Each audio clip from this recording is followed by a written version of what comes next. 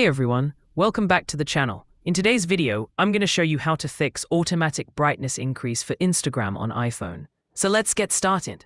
First, launch your Settings app. Scroll down and tap on Accessibility. Now scroll down a bit. Now tap on Display and Text Size. Scroll all the way to the bottom and toggle off Auto Brightness. Head back to the main settings page and tap on Display and Brightness. Here, make sure True Tone is turned off. This setting can automatically adjust your screen's brightness and color balance. Now scroll a bit. Now tap on Night Shift and make sure it's disabled as well. These changes will give you full control over your iPhone's screen brightness. Go back to the main settings page again. Scroll down and tap on General. Scroll all the way down and tap on Shutdown. Slide the power icon to the right to turn off your iPhone.